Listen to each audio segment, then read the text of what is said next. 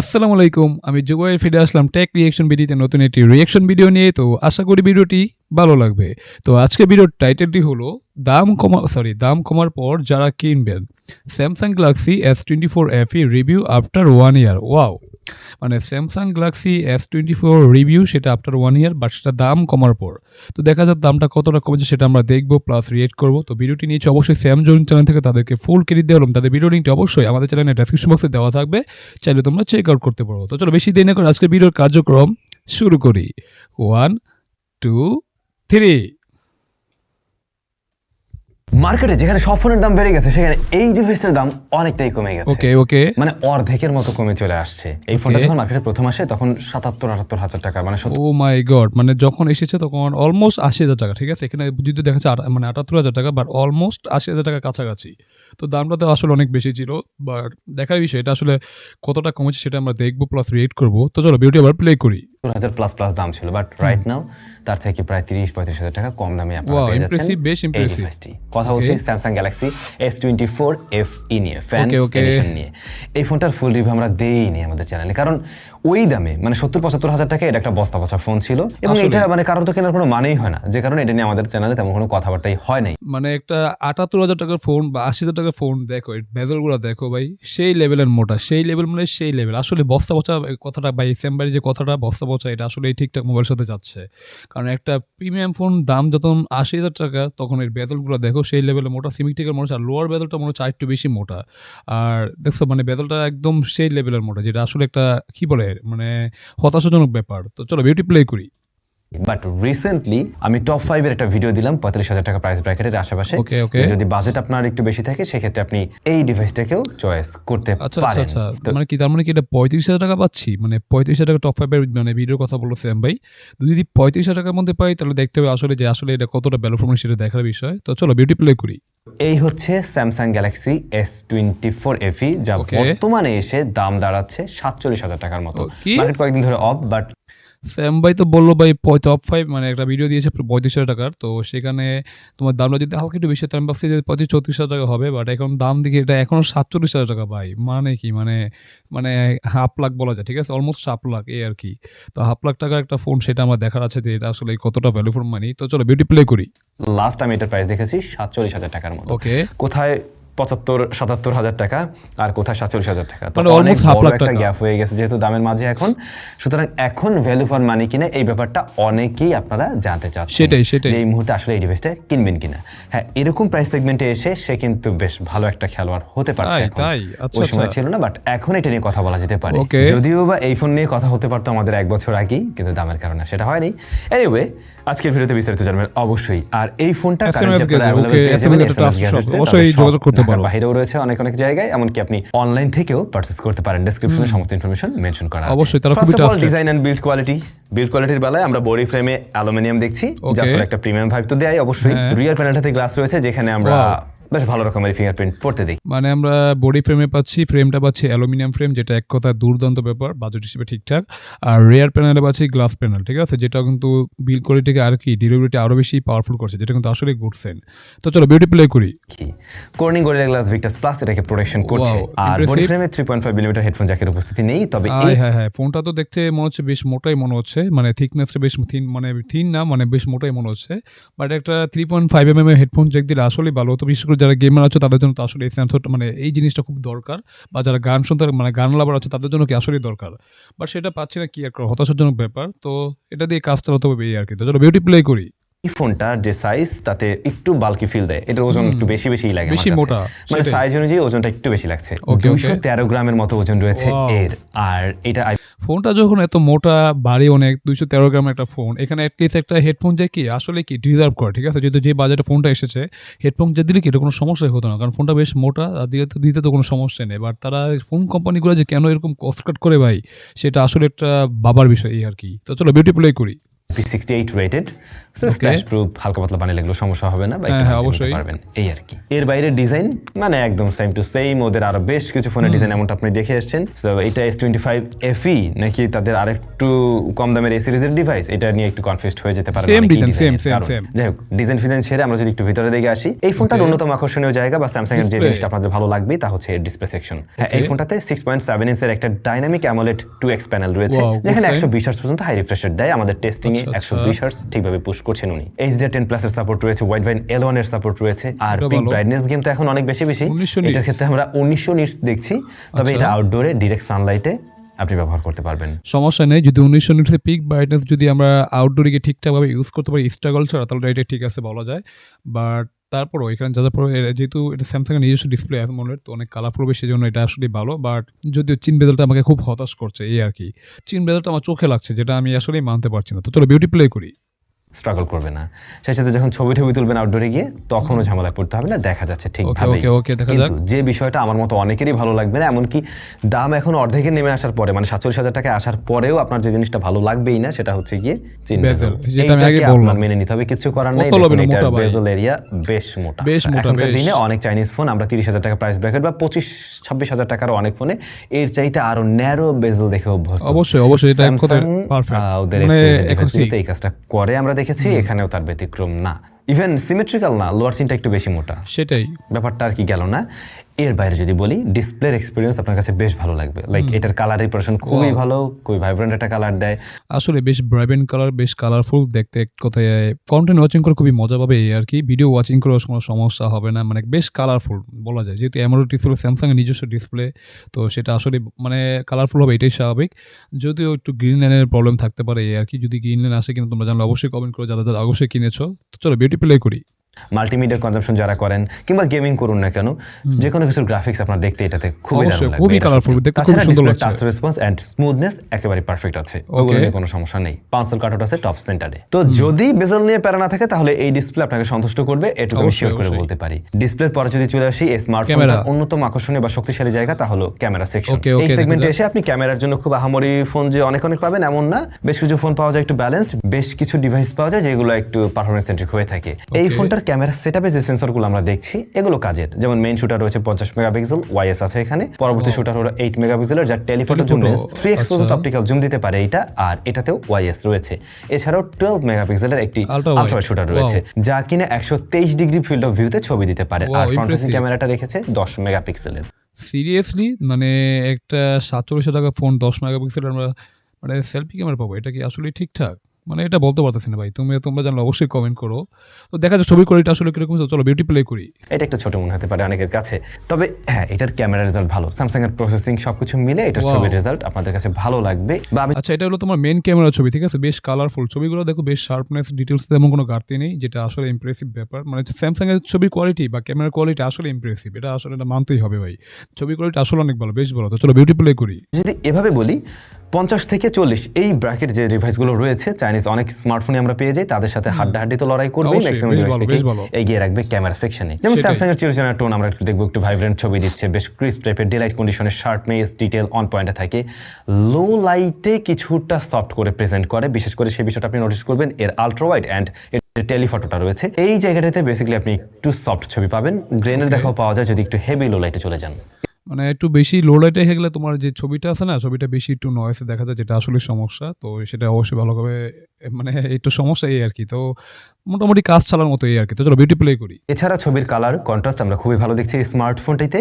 তাছাড়া আপনি যদি মেইন ক্যামেরার ছবি একটু জুম করে নিয়েও ব্যবহার করতে চান, সেখানেও কিন্তু ডিটেলের পরিমাণ ভালো পাবেন। তবে আপনাদের অবশ্যই ভালো লাগবে এর পোর্ট্রেট মোড, যেখানে আমরা বেশ কয়েকটা ফোকাল লেন্থে ছবি তুলতে পারছি এবং এজ ডিটেকশনে কিন্তু অন পয়েন্টই আছে। ব্যাকগ্রাউন্ড ব্লারনেসটা আর্টিফিশিয়াল লাগছে না। যখন আপনি এর এই যে 3x অপটিক্যাল জুম এটা ব্যবহার করে ছবি তুলছেন, তখন ডিটেল তো লস করছে না, বাট আমাদের বডি শেপ বা স্ট্রাকচারটা একদম পারফেক্ট মনে হয়। সেই সাথে ব্যাকগ্রাউন্ড ব্লারনেসটাও আমাদের কাছে অনেকটা ন্যাচারাল, এমনকি মিররলেস ক্যামেরার মতো একটা ভাইব ক্রিয়েট করে। কিন্তু স্কিন টোনে হালকা একটু পপড আপ, একটু ভাইব্রেন্ট ব্যাপার আছে এখানে। এরপর আলট্রাওয়াইডে আসলে এটা মেইন ক্যামেরার সাথে কম্প্যারিজনে নিতে গেলে একটু সফট, একটু কালার টুইকড মনে হবে আপনার কাছে, আর লো লাইটের দিকে এটা অনেকটাই সফট করে ফেলে আর কি। কিন্তু না, তারপরও বাজেট হিসেবে ছবির কোয়ালিটি দেখো, মানে মেইন ক্যামেরার ছবি, আল্ট্রাওয়াইডের ছবি, হ্যাঁ দুইটার মধ্যে একটু আল্ট্রাওয়াইডটা বেশি একটু কি ফর্সা করে ফেলছে মনে হচ্ছে, মানে লো লাইটের ছবি।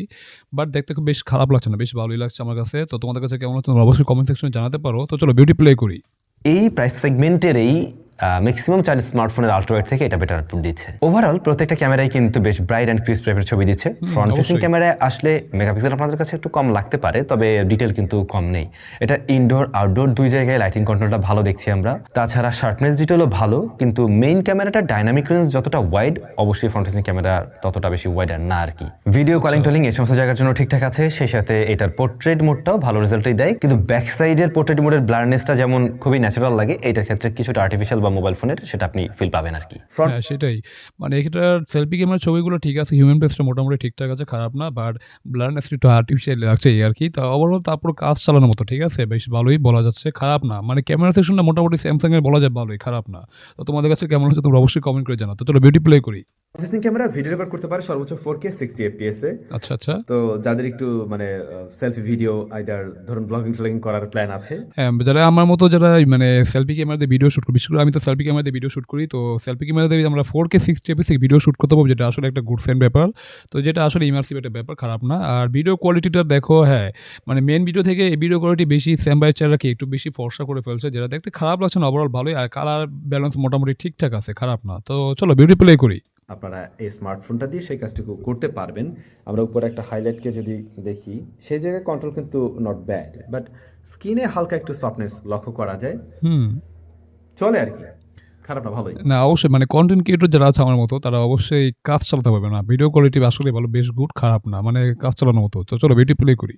আর রিয়ার ক্যামেরায় আপনি ভিডিও রেকর্ড করতে পারবেন সর্বোচ্চ 8K 30 fps, যেটা খুব একটা কাজের কিছু হবে না, ইভেন এখানে জিটারিংও আছে। আর 4K 60 fps এর ভিডিও বরং বেশি কাজের এবং যথেষ্ট স্টেবল। ইআইএস হ্যাঁ মানে 4K 60 fps গিয়ে আমরা ভিডিও শুট করতে পারবো, সেটা আসলে ভালো। মানে ওটার কোয়ালিটিতে দেখতে মনে হচ্ছে 8K থেকে মনে হয় আমার কাছে, মানে একটু বেশি বেটার মনে হচ্ছে, কারণ এখানে জিটারিংয়ে লক্ষ্য করতে পারছি না, প্লাস এখানে ভিডিওটা বেশ স্টেবল, দেখতে সুন্দর লাগছে। আর 8K যেটা দেখলাম ওটা 8K 30 fps থেকে আমরা ভিডিও শুট করতে পারবো সর্বোচ্চ, বাট ওটার মধ্যে কি জিটারিং লক্ষ্য করা যায়, মানে বেশ স্টেবল না, হালকা হালকা কি কাঁপুনি দেখা যায়, যেটা একটু সমস্যা। বাট 8K আমাদের লাগে না, 4K থেকে এনাফ, ঠিক আছে, যারা মানে রিয়াল প্ল্যানের ক্যামেরা থেকে ভিডিও শুট করো। তো ওভারঅল ভিডিও কোয়ালিটি আসলে ভালো, খারাপ না। তো তোমাদের কাছে ভিডিও কোয়ালিটি কেমন হচ্ছে তোমরা অবশ্যই জানাতে পারো। তো চলো বিউটি প্লে করি। ওয়াইএস বুথ একসাথে কাজ করছে, দ্যাটস ওয়াই আপনি স্ট্যাবিলিটিও ভালো পাবেন। তাছাড়া শার্পনেস ডিটেলও ভালো আছে, কিন্তু কিছুটা ফোকাস হান্টিং এর ব্যাপার আমি পেয়েছি লো লাইট কন্ডিশনে। এছাড়া মোটামুটি ওকে আছে ভিডিও রেয়ারের। হ্যাঁ, এই স্মার্টফোনটা দাম কমার পরে 47,000 টাকা প্রাইস ব্র্যাকেটে যখন আসলো, এবারে আপনি যদি এই সেগমেন্টে কোনো একটা ক্যামেরা সেন্ট্রিক ডিভাইস নিতে চান, যেখানে ভিডিও এবং ছবি দুইটার দিকেই গুরুত্ব দেওয়া হচ্ছে, তখন আপনি এই ফোনটা আপনার চয়েস লিস্টে রাখতে পারেন। অনেকে ভাবতে পারেন তাহলে আমি এটা না কিনে কেন S25 FE কিনছি না, ওইটা বাংলাদেশে অফিসিয়ালি 1 লাখ টাকা দাম, যা দিয়ে কেনার কোনো মানে নেই। মানে গ্যালাক্সি S25 FE যেটা যেটা লেটেস্ট, ওটা তোমার 1 লাখ টাকা দাম ভাই। এটা তো দাম তো ওই হিসেবে তো এটা থেকে এটা অনেক মানে কি বলবো, ওটা তো ভাই 1 লাখ, মানে এটার থেকেও মানে 2 গুণ দাম, যেটা আসলে একটা হতাশাজনক ব্যাপার। তো এটাই ভালো, খারাপ না। তো এটা ক্যামেরা দিতে আসলে বেস্ট বলা যেতে পারে। তো চলো বিউটি প্লে করি। আর আনঅফিসিয়াল হলেও তো এর চাইতে অনেকটা বেশি, তো সেই জায়গা থেকে এটাই থাকে। এবার আসছি পারফরমেন্সে। এই স্মার্টফোনটার প্রতি খুব একটা আকর্ষণ না থাকার পিছনে এটা একটা কারণ ছিল অনেকেরই, কারণ এখানে Exynos এর SoC দিয়ে আসছে, Exynos 2400E রয়েছে। Exynos 2400 মোটামুটি কেবল একটা SoC আপনারা জানেন, বাট ওইটারই একটু আন্ডারক্লকড ভার্সন এটা বলতে পারেন।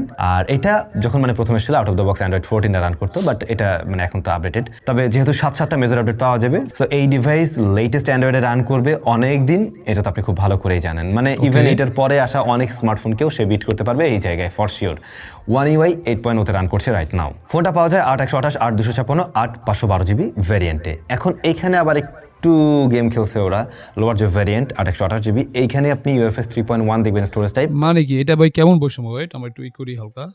গেম খেলছে ওরা, লোয়ার যে ভ্যারিয়েন্ট 8/128GB, এইখানে আপনি মানে 8/128 যেটা ইউএফএস, ওটা স্টোরেজ স্টেবল 3.1, আর 8/512 যেটা এটা ইউএফএস 4.0। এটা আবার কেমন বৈষম্য হলো ভাই? এটা স্যামসাং তো ভাই আসলে নতুন খেলা শুরু করছে, এটা তো আসলে মানতে পারছি না ভাই। মানে একটা বাজেট ফোন নিব, তাও একটা বেশি বাজেটের ফোন, সের মধ্যে এরকম আবার মাঝখানে এরকম একটা বৈষম্য ভাই। 4.0 যেহেতু সবগুলো ভ্যারিয়েন্টে, ওটা দিলে আসলে ভালো হতো, বাট এটা একটা আসলে একটু হতাশাজনক ব্যাপার। তো যারা নিবে অবশ্যই ভেবেচিন্তে নিবে। তো চলো বিউটি প্লে করি।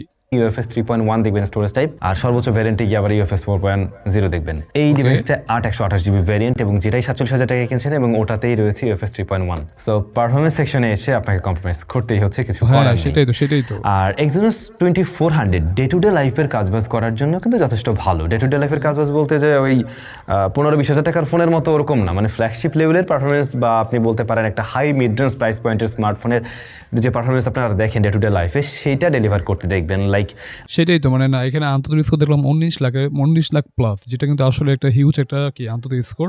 তো আন্তর্জাতিক স্কোর হিসেবে মানে দেখে বোঝা যাচ্ছে যেটা কি একটা পাওয়ারফুল চিপসেট বলা যায়। হ্যাঁ, চিপসেটটা হলো তোমার Exynos চিপসেট বা স্যামসাংয়ের নিজস্ব চিপসেট, বাট এটা যে আন্তর্জাতিক স্কোর দেখলাম, মানে এটা আসলে একটা পাওয়ারফুল চিপসেট বলা যেতে পারে। মানে ওরা 7 Gen 4 এরকম, মানে 7 Gen 4 এর সাথে এটা তুলনা করা যেতেই পারে। মানে মোটামুটি বেশ পাওয়ারফুল একটা চিপসেট, মানে রেগুলার কাজ থেকে শুরু করে গেমিং সবই করতে পারবে, সমস্যা না। যদি আমাদের Exynos থেকে একটু আমার নাক ছিটকাই আর কি, তো এই স্ন্যাপড্রাগন দিলে আসলে ভালো তো, বাট এটা কিন্তু বেশ একটা পাওয়ারফুল অ্যাসোসিয়েট বলা যেতে পারে। হ্যাঁ, তো চলো বিউটি প্লে করি। আপনি সোশ্যাল মিডিয়া ব্যবহার করছেন, অ্যাট এ টাইমে অনেকগুলো অ্যাপ্লিকেশন নিয়ে কাজ করছেন, সব কিছু হ্যান্ডেল করছে ভালোভাবেই, অ্যাপ ওপেন ক্লোজ টাইম থেকে শুরু করে মোটামুটি মাল্টিটাস্কিং এর বিষয়গুলো। কারণ ওদের অপটিমাইজেশন ভালো, মানে One UI 8.0 রয়েছে এখানে, যেটার অপটিমাইজেশন ডেফিনেটলি ভালো। অপটিমাইজেশন আসলে ভালো, বেশ ভালো। স্মার্টফোন খুব ভালোভাবেই হ্যান্ডেল করতে পারছে এবং নর্মালি ব্যবহারে কিন্তু ফোনটা খুব বেশি হিট জেনারেট করে না, গরম হয়। হেভি ইন্টারনেট ব্যবহার করছে, এই জাতীয় অ্যাপ ব্যবহার করতে গেলে, ক্যাপকাট ব্যবহার করছেন লং টাইম ব্যবহার করতে গেলে দেখবেন, বা একটু ভারী ফাইল নিয়ে কাজ করতে গেলে, সেটা হতে পারে 4K 60 FPS, তখন দেখবেন যে এটা বেশ ভালো রকমের প্রেশার নিচ্ছে এবং ভালো রকমেরই হিট জেনারেট করছে। আবার গেমিং করছেন, হ্যাঁ সেই টাইমটাতেও উনি বেশ ভালো রকমেরই গরম হয়, কিন্তু এর বাইরে রেগুলার যে কাজবাজ সেগুলোতে ফোনটা ওভারহিট হয় না। কিংবা মানে মোটামুটি আমরা যেটা বুঝলাম, তুমি যদি হেভি লেভেলের কি ভিডিও এডিটিং করো তাহলে তোমার হয়তো ফোনটা একটু বেশ গরম হবে, বা বেশি যদি অনেকক্ষণ ধরে যদি গেমিং করো তাহলে ফোনটা বেশ গরম হবে। বাট রেগুলার কাজ বা মাল্টিটাস্কিং থেকে শুরু করে রেগুলার কাজ যদি করো তাহলে কি ফোনটা ঠিকঠাকভাবে তোমাকে সাপোর্ট দিবে, কোনো স্ট্রাগল করবে না। বাট হেভি কাজ করলে একটু গরম হবে এই আর কি। তো এই হলো Exynos চিপসেটে কি একটা সমস্যা। এই কারণে বলি, যদি স্ন্যাপড্রাগন বা মিডিয়াটেকের যদি কোনো চিপসেট দিত তাহলে আসলেই ভালো হতো। তো ওভারঅল তারপরও ঠিক আছে মোটামুটি। চলো বিউটি প্লে করি। পারফরমেন্স ড্রপ করে না। এছাড়া স্যামসাং এর One UI এর সাথে যে AI ফিচার্সগুলো রয়েছে সেগুলো অবশ্যই আপনি এখানে ব্যবহার করতে পারবেন এবং সেগুলো পারফেক্টলি ওয়ার্ক করছে। সার্চ, তারপর ট্রান্সলেশন, এই ধরনের আরো বেশ কিছু ফিচার্স তো আছে আপনারা জানেন, সেগুলো ডেফিনেটলি এই স্মার্টফোনেও ব্যবহার করতে পারবেন। গেমিং এর প্রসঙ্গে আসলে প্রথমেই PUBG দিয়ে একটু ট্রাই করা যায় নাকি। PUBGর ক্ষেত্রে রাইট নাও আপনারা এই ডিভাইসটাতে 120 FPS পর্যন্ত আনলকড পাবেন। 120 FPS এখন এটা দিয়ে গেম প্লে করা যায়, ফার্স্টে 120 FPS পর্যন্ত ছিল না, বাট 120 FPS আমরা কনস্ট্যান্টলি এভাবে পাইনি এবং লং টাইম গেমিং করতে গেলে সেটা যদি 30 মিনিট প্লাস হয়, এই ফোনটা মোটামুটি ভালো হিট জেনারেট করে। PUBGর ক্ষেত্রে আমরা এই স্মার্টফোনটা 41-42 ডিগ্রি পর্যন্ত হিট জেনারেট করতে দেখছি। মানে লং টাইম যেটা বললাম, লং টাইম গেমিং করলে যেটা হয়, মানে 30 মিনিট 35 মিনিট গেমিং করছে, এখানে সেলসিয়াস দেখা যাচ্ছে তোমার 41 ডিগ্রি সেলসিয়াস, যেটা কিন্তু আসলে হিউজ একটা কি মানে বেশ একটা বড় সড়ো কি নম্বর দেখা যাচ্ছে। মানে বেশ গরম ফোন, মানে ফোনটা যেটা দেখেই বোঝা যাচ্ছে, যেটা আসলে একটু মাথায় রাখতে হবে যারা, বিশেষ করে যারা গেমার আছো। তো মোটামুটি গেমিং করতে হবে, বেশি হেভি গেমিং করা যাবে না যদি ফোনটাকে ঠিকঠাকভাবে বাঁচাতে চাও, ঠিক আছে। তো চলো বিউটি প্লে করি। নর্মালি PUBGর ক্ষেত্রে অন্য ডিভাইসগুলোতে এতটা দেখা যায় না, আর একে তো এখন অনেকটা শীত, তারপরেও ওইটুকু মোটামুটি হিট করে। যেটা শীতকালে যদি এতটা গরম হয় তাহলে বুঝি গরমকালে কি হতে পারে, তাহলে তো 51ও হতে পারে, মানে 51 তো যা হতেও পারে, মানে বলতে তো পারি না, তাই না, বলা যেতে। যেহেতু শীতকালে এত গরম, মানে এত হিট জেনারেট করে, তাহলে তো গরমকালে আরো বেশি হিট করবে, তো এটা অবশ্যই মাথায় রাখতে হবে। তো চলো বিউটি প্লে করি। একটু বেশি গরম মনে হয়েছে আমার কাছে, সেই সাথে পারফরমেন্স ড্রপ ছিল, তাছাড়া ফ্রেম রেট ফ্ল্যাকচুয়েট করতে আমরা দেখেছি, লাইক 120 FPS থেকে কখনো 110, 112 এরকম জায়গায় চলে আসে, আবার ফার্স্টের দিকে এটা মোটামুটি 118 এর আশেপাশে থাকে আর কি, কিন্তু প্লেয়াবল একটা রেজাল্ট দেয়। তবে মেটাল ফ্রেম হওয়াতে আপনি যখন ফোনটা অতিরিক্ত গরম হয়ে যায়, কোনো কেস টেস ছাড়া ধরতে একটু বিরক্ত লাগবে, এটা খুব স্বাভাবিক, হাতে আরো বেশি ফিল দিচ্ছে। অন্যদিকে গেমসিং ইম্প্যাক্টের ক্ষেত্রে আপনারা 60 FPS যদি গেম প্লে করেন, আমরা কখনো এটা 45, 48 এরকম জায়গায় আসতে দেখেছি এবং ফোনটা আরো বেশি হিট জেনারেট করছিল, 46, 47 পর্যন্ত উঠে আসছিল। তো গেমিং এর জন্য এটা খুব একটা অপটিমাইজড না যেটা মনে হলো। হ্যাঁ, এটা একটা আসলে একটু চিন্তার ব্যাপার ভাই, মানে বিশেষ করে যারা গেমার আছো তারা অবশ্যই এই ফোনটা নিতে গেলে চিন্তা করে নেবে, কারণ এইখানে যে গেমটা মনে নামটাও নামটা ভুলে গেছি। তো এখন যে গেমটা খেলা হচ্ছে এখানে তোমার 45, 46, 47 ডিগ্রি পর্যন্ত কি গরম হয়, যেটা কিন্তু আসলে একটা হতাশার ব্যাপার বলাই যেতে পারে, তাও আবার এই শীতকালে। তো এটা অবশ্যই তোমাদের মাথায় রাখতে হবে যারা বিশেষ করে গেমার আছো ভাই। তো চলো বিউটি প্লে করি, কি আর করার। ইভেন এখনো না, 1 বছর পরে গিয়েও না, হয়তো এপিএস এর ক্ষেত্রে আমরা PUBGর ক্ষেত্রে বাড়তে দেখছি, বাট ফোন বেশ ভালো রকমের হিট জেনারেট করে। যদি ডেডিকেটেডলি গেমিং এর জন্য ফোন নেওয়ার ইচ্ছা থাকে, এই ফোনটা আপনি নিয়েন না। তখন আপনি অন্য কোনো ফোন চয়েস করেন। আরো বেটার চিপ, আরো বেটার অপটিমাইজেশনের ডিভাইস রয়েছে যেগুলোতে আমরা স্ন্যাপড্রাগনের এসওসি দেখি, কিংবা এখন ডাইমেনসিটিও ভালো করছে, সেখান থেকে কিছু দেখুন। সেটাই, মানে যারা মনে হয় একদম হেভি গেমিং করো বা যারা একদম কি রেগুলার গেমিং করো, রেগুলার গেমারদের জন্য কি ফোনটা আসলে কি ঠিকঠাক চয়েস হবে না, তারা অন্য ফোন দেখতে পারো অবশ্যই। বিশেষ করে স্ন্যাপড্রাগন এসওসি যেসব ফোনগুলো আছে বা মিডিয়াটেক ডাইমেনসিটি যেসব ফোনগুলো আছে, তারা ওইসব ফোনগুলোকে চয়েস করতে পারে, কারণ ওইসব ফোনগুলোর তুলনামূলক কি মানে ভালো পারফরমেন্স দিবে। বাট এটা কি যারা ক্যাজুয়াল গেমিং করো, মোটামুটি গেমিং করো বা বেশি এটা গেমিংকে প্রায়োরিটি দেও না, তারা কি এটা নিতে পারো, সমস্যা নেই। কারণ ক্যাজুয়াল গেমিং ক্ষেত্রে আশা করি সমস্যা না, কারণ ক্যাজুয়াল গেমিং করো যারা, তাদের তো বেশি না 10 মিনিট বা 15 মিনিট গেমিং করে সর্বোচ্চ, তো তাদের জন্য কোনো সমস্যা হবে না। বাট যারা হেভি গেমার আছো তাদের জন্য কি ফোনটা আসলে কি ঠিকঠাক হবে না এই আর কি। তো চলো বিউটি প্লে করি। গেমার মাঝে মধ্যে গেমিং টেমিং করবেন, দেন ভাই এটা আপনি চয়েস লিস্টে রাখতে পারেন। সেটাই বললাম। মানে এখন অনেকেই বলতে পারেন ভাই এত টাকা দিয়ে কিনে আমি গেমিং এ তাহলে এরকম পাবো না, ব্যাপারটা ঠিক সেরকম না। ডেডিকেটেডলি গেমিং এর জন্য ভালো তো হচ্ছে না, বাট টুকটাক মাঝে মধ্যে গেমিং টেমিং এর জন্য ওকে আছে। তো আশা করছি বুঝতে পারছেন এটার পারফরমেন্স সেকশনের জায়গাটা কোথায় রয়েছে। 47,000 টাকা ইভেন আমার কাছে পারফরমেন্স সেকশনটা এখনো কিছুটা দুর্বলই মনে হয়, যেহেতু এর চেয়ে বেটার কিছু এক্সিস্ট করে। সেটাই। তবে আপনাদের যদি এই বিষয় নিয়ে কোনো সমস্যা না থাকে তাহলে ডেফিনেটলি আপনি চয়েস লিস্টে রাখতেই পারেন। এরপরে কানেক্টিভিটির জন্য ব্লুটুথ 5.3 রয়েছে, ওয়াইফাই, অন্যদিকে ইউএসবি টাইপ সি 3.2, আর এটাতে ফিঙ্গারপ্রিন্ট স্ক্যানার আছে যেটা হচ্ছে গিয়ে অপটিক্যাল সেন্সর। এখানে আল্ট্রাসনিক ওরা দেয়নি, তবে এটা বাজেট ফোন, মানে বিশাল একটা হাই বাজেটের ফোন, এখানে আমরা অপটিক্যাল ফিঙ্গারপ্রিন্ট সেন্সর পাচ্ছি, যেটা কিন্তু আসলে একটু হতাশাজনক ব্যাপার। এখানে অ্যাটলিস্ট যে বাজেটের ফোনটা এসেছে তোমরা কি একটা আল্ট্রাসনিক কি মানে ডিজার্ভ করে, আল্ট্রাসনিক ফিঙ্গারপ্রিন্ট সেন্সর কি এটা ডিজার্ভ করে, ঠিক আছে। বাট ওইখানে তারা দিয়েছে অপটিক্যাল ফিঙ্গারপ্রিন্ট সেন্সর, যেটা কি বাজারের সাথে যাচ্ছে না, যেটা একটু হতাশাজনক ব্যাপার। তারপরও কাজ চালানোর মতো খারাপ হবে না। তো চলো বিউটি প্লে করি। বেশ ফাস্ট অ্যান্ড একুরেট পজিশন আমার জন্য ঠিকই আছে। অন্যদিকে এর মাঝে ব্যাটারি রয়েছে 4700 mAh, যে জিনিসটা ডেফিনেটলি আপনাদের কাছে কম লাগবে এই যুগে এসে, অবশ্যই কম। এবং ব্যাটারি ব্যাকআপও একদম ওই লেভেলে না, আপনি টেনে একদিনে ব্যবহার করতে পারবেন, এটা মাথায় রাখতে পারেন। আর এটা সাপোর্ট নাই 25 ওয়াট, যেটা ডেফিনেটলি অনেকের কাছেই কম মনে হয়। তবে ওয়্যারলেস চার্জিং সিস্টেম দিয়ে রাখছে 15 ওয়াট। এটা মানে আমরা ওয়্যার চার্জ করতে পারবো 25 ওয়াটের সাপোর্ট করে, যেটা একটা খুবই হতাশাজনক ব্যাপার। আর ব্যাটারি পাচ্ছি 4700 mAh ব্যাটারি। ভাই এই বাজেটের ফোনের মধ্যে কি আমরা 7000, 8300 এরকম ব্যাটারি পেয়ে থাকি, হ্যাঁ। তো ওই হিসেবে পাচ্ছি আমরা মাত্র 4700, যেটা কিন্তু আসলে হতাশাজনক ব্যাপার। আর 10 তো বললো একদিনের মতো ব্যাকআপ পাওয়া যায়, যেটা আসলে হতাশাজনক। আর 25 ওয়াটের কি চার্জ মানে সাপোর্ট করে, আর ওয়্যারলেস চার্জার যেটা ওটা 50 ওয়াট সাপোর্ট করে, যেটা আসলেই হতাশাজনক ব্যাপার। তো আমি এটা ব্যাটারি কম্বোর জন্য কি তোমরা চাইলে কি এটা স্কিপ করতে পারো, আমি অবশ্যই ব্যাটারি কম্বোর জন্য স্কিপ করবো এই আর কি। যদি নিতে চাই তো অবশ্যই এটার জন্য কি নিবো না এই আর কি। তো চলো বিউটি প্লে করি। কয়জন ব্যবহার করবেন আমি জানি না, বাট ওয়্যারলেস আবার রিভার্স চার্জিং টেকনোলজির সাপোর্ট নাই, মানে এই ফোন দিয়ে অন্য ফোনকে চার্জ করতে পারবেন ওয়্যারলেসলি, এই ব্যাপারও দিয়ে রাখছে। এরকম কিছু ফিচার্স না দিয়ে বরং অন্য জায়গায় আরেকটু ডেভেলপ করা যেত, লাইক সেটা প্রসেসর হতে পারে। আচ্ছা, এর বাইরে গিয়ে নেটওয়ার্ক কানেক্টিভিটিতে কোনো দুর্বলতা নেই, সবকিছু ঠিকভাবে কাজ করছে বোথ কানেকশনে। এই হচ্ছে স্যামসাং গ্যালাক্সি S24 FE।